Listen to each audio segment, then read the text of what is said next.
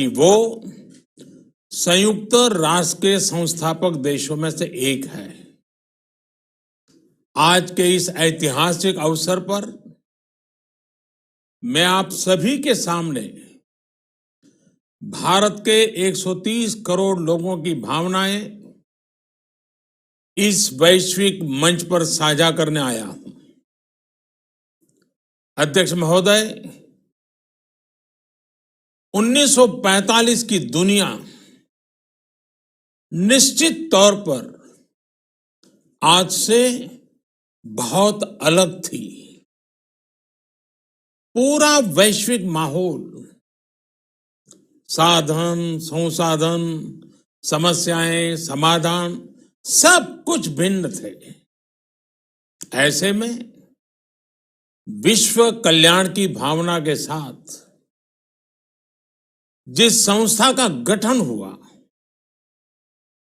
जिस स्वरूप में गठन हुआ, वो भी उस समय के हिसाब से ही था। आज हम एक बिल्कुल अलग दौर में हैं। 21वीं सदी में हमारे वर्तमान की, हमारे भविष्य की आवश्यकताएं और चुनौतियां अब कुछ और है। इसलिए आज पूरे विश्व समुदाय के सामने एक बहुत बड़ा सवाल है कि जिस संस्था का गठन तब की परिस्थितियों में हुआ था, उसका स्वरूप क्या आज भी प्रासंगिक है? सदी बदल जाए और हम न बदलें तो बदलाव लाने की ताकत भी कमजोर हो जाती है। अगर हम बीते 75 वर्षों में संयुक्त राष्ट्र की उपलब्धियों का मूल्यांकन करें तो अनेक उपलब्धियां दिखाई देती हैं, लेकिन इसके साथ ही अनेक ऐसे उदाहरण भी हैं जो संयुक्त राष्ट्र के सामने गंभीर आत्ममंथन की आवश्यकता खड़ी करते हैं। ये बात सही है कि कहने को तो तीसरा विश्व युद्ध नहीं हुआ, लेकिन इस बात को नकार नहीं सकते कि अनेकों युद्ध हुए, अनेकों गृह युद्ध भी हुए। कितने ही आतंकी हमलों ने पूरी दुनिया को थर्रा कर रख दिया। खून की नदियां बहती रही। इन युद्धों में, इन हमलों में जो मारे गए वो हमारी आपकी तरह इंसान ही थे। वो लाखों मासूम बच्चे जिन्हें दुनिया पर छा जाना था, वो दुनिया छोड़कर चले गए। कितने ही लोगों को अपने जीवन भर की पूंजी गंवानी पड़ी, अपने सपनों का घर छोड़ना पड़ा। उस समय और आज भी संयुक्त राष्ट्र के प्रयास क्या पर्याप्त थे? पिछले 8-9 महीने से पूरा विश्व कोरोना वैश्विक महामारी से संघर्ष कर रहा है। इस वैश्विक महामारी से निपटने के प्रयासों में संयुक्त राष्ट्र कहां है? एक प्रभावशाली रिस्पॉन्स कहां है? अध्यक्ष महोदय, संयुक्त राष्ट्र की प्रतिक्रियाओं में बदलाव, व्यवस्थाओं में बदलाव, स्वरूप में बदलाव आज समय की मांग है।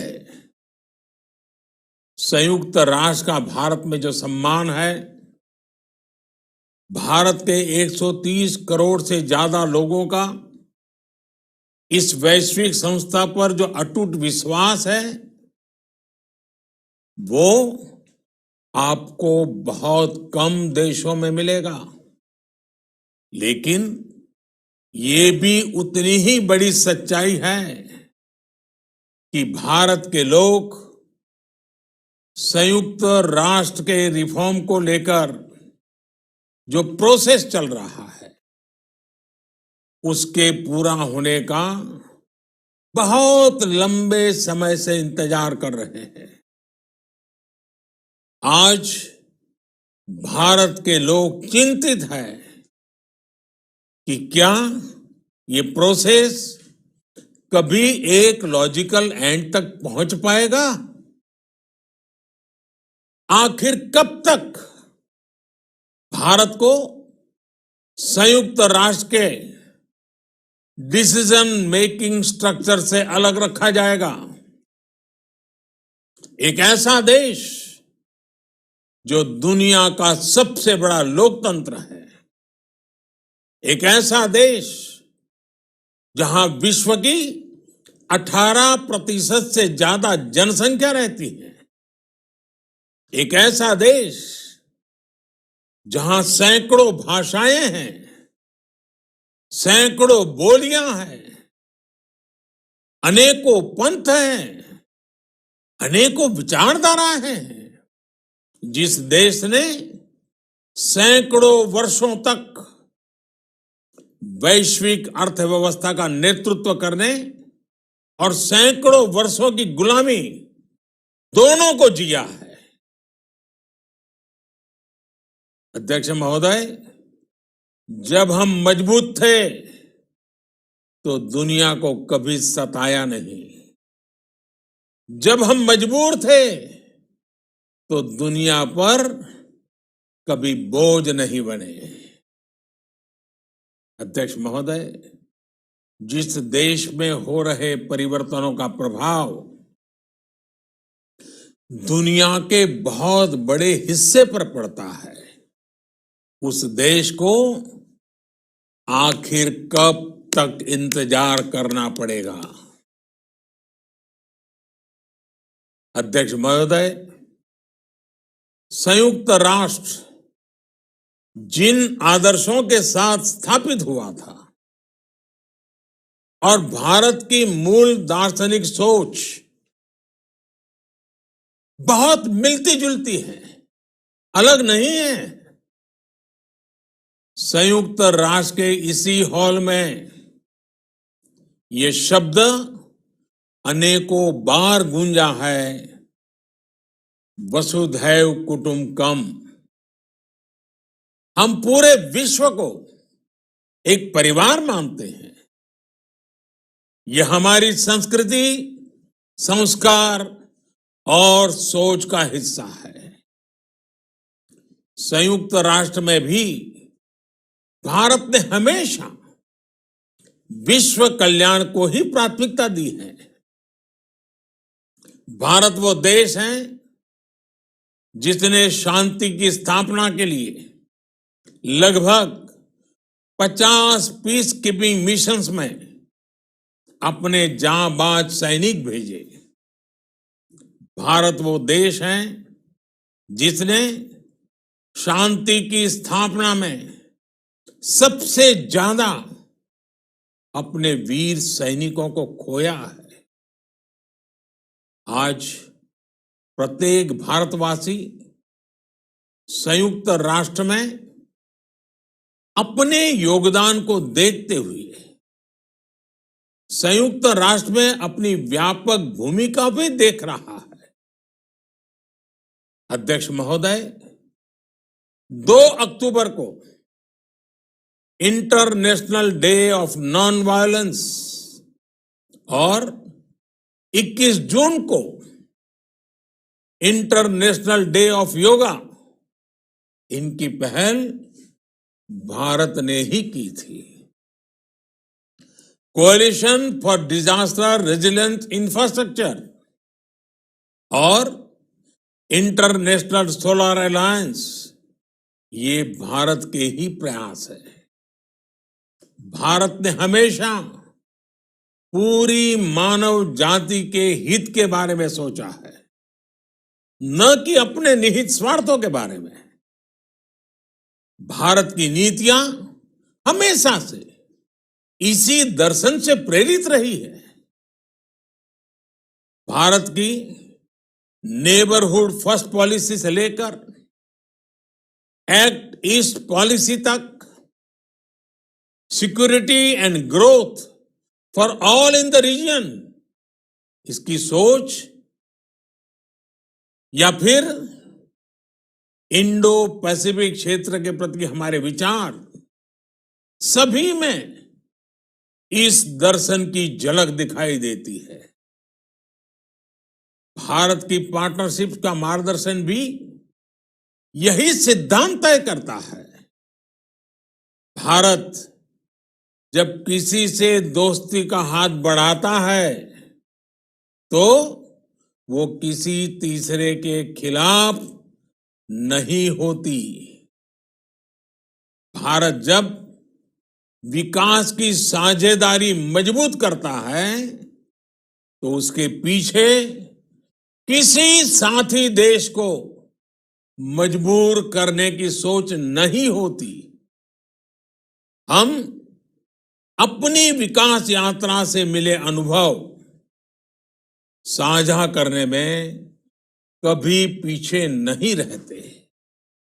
अध्यक्ष महोदय, पैंडेमिक के इस मुश्किल समय में भी भारत की फार्मा इंडस्ट्री ने 150 से अधिक देशों को जरूरी दवाइयां भेजी हैं। विश्व के सबसे बड़े वैक्सीन उत्पादक देश के तौर पर आज मैं वैश्विक समुदाय को एक और आश्वासन देना चाहता हूं।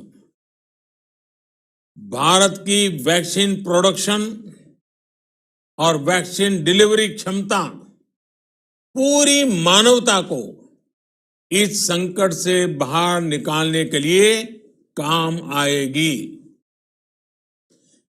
हम भारत में और अपने पड़ोस में फेज 3 क्लिनिकल ट्रायल्स की तरफ बढ़ रहे हैं। वैक्सीन की डिलीवरी के लिए कोल्ड चेन और स्टोरेज जैसी क्षमता बढ़ाने में भी भारत सभी की मदद करेगा। अध्यक्ष महोदय, अगले वर्ष जनवरी से भारत सुरक्षा परिषद के अस्थायी सदस्य के तौर पर भी अपना दायित्व निभाएगा।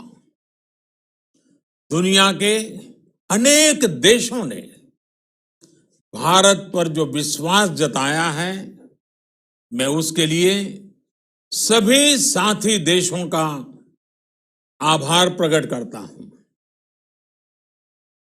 विश्व के सबसे बड़े लोकतंत्र होने की प्रतिष्ठा और इसके अनुभव को हम विश्व हित के लिए उपयोग करेंगे। हमारा मार्ग जन कल्याण से जग कल्याण का है।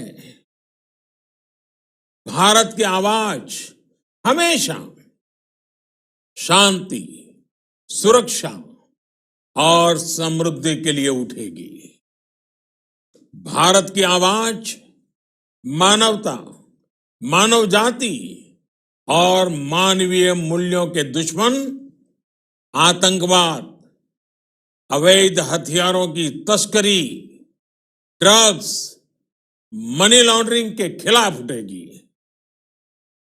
भारत की सांस्कृतिक धरोहर, संस्कार, हजारों वर्षों के अनुभव हमेशा विकासशील देशों को ताकत देंगे। भारत के अनुभव, भारत की उतार चढ़ाव से भरी विकास यात्रा विश्व कल्याण के मार्ग को मजबूत करेगी। अध्यक्ष महोदय, बीते कुछ वर्षों में रिफॉर्म, परफॉर्म, ट्रांसफॉर्म इस मंत्र के साथ भारत ने करोड़ों भारतीयों के जीवन में बड़े बदलाव लाने का काम किया है। यह अनुभव विश्व के बहुत से देशों के लिए उतने ही उपयोगी हैं जितने हमारे लिए। सिर्फ 4-5 साल में 400 मिलियन से ज्यादा लोगों को बैंकिंग सिस्टम से जोड़ना आसान नहीं था, लेकिन भारत ने ये करके दिखाया। सिर्फ 4-5 साल में 600 मिलियन लोगों को ओपन डेफिकेशन से मुक्त करना आसान नहीं था, लेकिन भारत ने ये करके दिखाया। सिर्फ 2-3 साल में 500 मिलियन से ज्यादा लोगों को मुफ्त इलाज की सुविधा से जोड़ना आसान नहीं था, लेकिन भारत ने ये करके दिखाया। आज भारत डिजिटल ट्रांजैक्शन के मामले में दुनिया के अग्रणी देशों में है। आज भारत अपने करोड़ों नागरिकों को डिजिटल एक्सेस देकर एम्पावरमेंट और ट्रांसपेरेंसी सुनिश्चित कर रहा है। आज भारत वर्ष 2025 तक अपने प्रत्येक नागरिक को टीबी से मुक्त करने के लिए बहुत बड़ा अभियान चला रहा है। आज भारत अपने गांवों के 150 मिलियन घरों में पाइप से पीने का पानी पहुंचाने का अभियान चला रहा है। कुछ दिन पहले ही भारत ने अपने 6 लाख गांवों को ब्रॉडबैंड ऑप्टिकल फाइबर से कनेक्ट करने की बहुत बड़ी योजना की शुरुआत की है। अध्यक्ष महोदय, पैंडेमिक के बाद बनी परिस्थितियों के बाद हम आत्मनिर्भर भारत के विजन को लेकर आगे बढ़ रहे हैं। आत्मनिर्भर भारत अभियान ग्लोबल इकोनॉमी के लिए भी एक फोर्स मल्टीप्लायर होगा।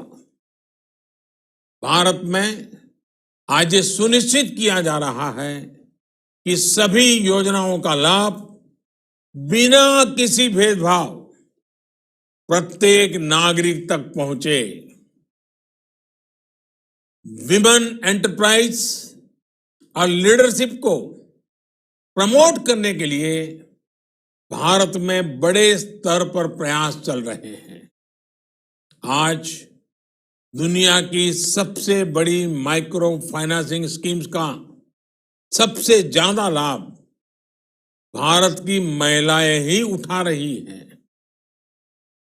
भारत दुनिया के उन देशों में से एक है जहां महिलाओं को 26 वीक्स की पेड मैटरनिटी लीव दी जा रही है। भारत में ट्रांसजेंडर्स के अधिकारों को सुरक्षा देने के लिए भी कानूनी सुधार दिए गए हैं। अध्यक्ष महोदय, भारत विश्व से सीखते हुए, विश्व को अपने अनुभव बांटते हुए आगे बढ़ना चाहता है। मुझे विश्वास है कि अपने 75वें वर्ष में संयुक्त राष्ट्र और सदस्य सभी देश इस महान संस्था की प्रासंगिकता बनाए रखने के लिए और प्रतिबद्ध होकर काम करेंगे। संयुक्त राष्ट्र में संतुलन और संयुक्त राष्ट्र का सशक्तिकरण विश्व कल्याण के लिए उतना ही अनिवार्य है।